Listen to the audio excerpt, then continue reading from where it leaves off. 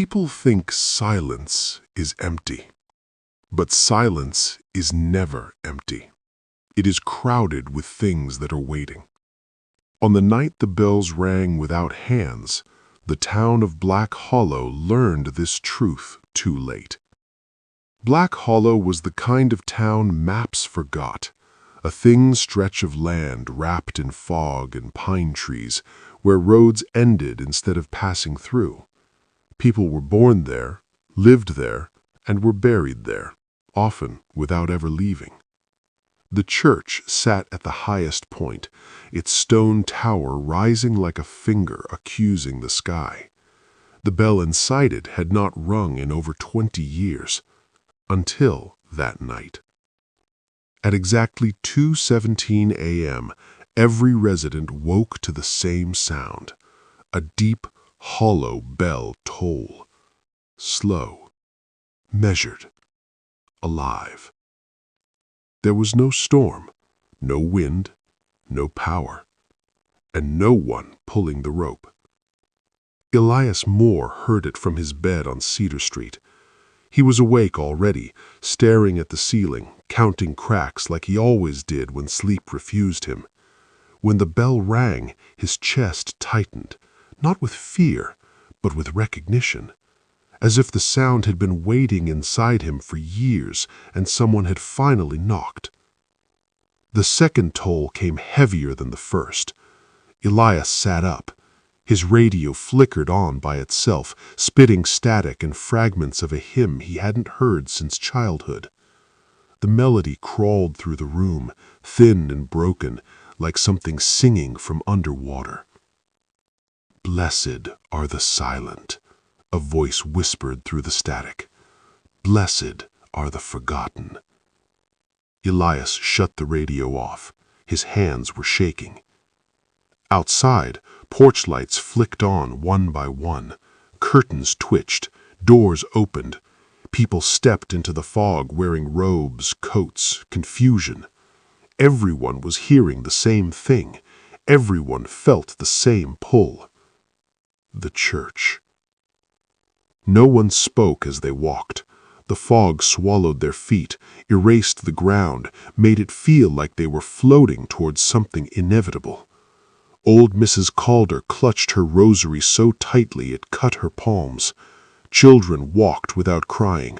Dogs whimpered and hid under porches, refusing to follow. The bell rang again.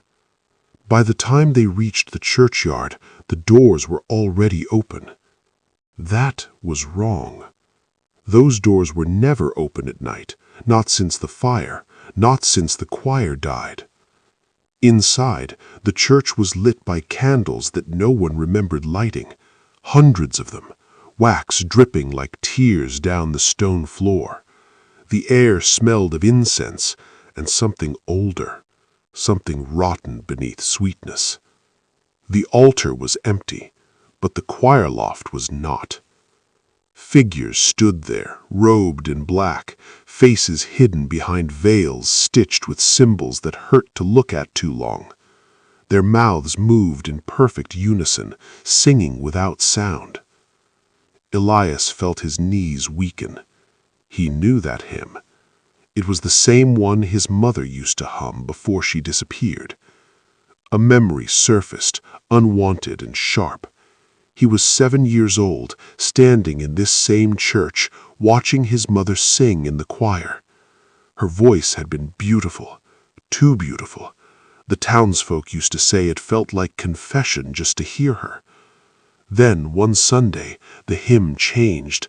The notes sank lower, the candles flickered, and by morning she was gone. The town said she ran away, but Elias remembered the bells that rang that night too. The robed figures raised their hands. The singing stopped. The bell rang one final time, and then a voice filled the church, not loud, not soft, but absolute. "Black Hollow," it said, "you have been faithful." The candles flared. The walls began to bleed.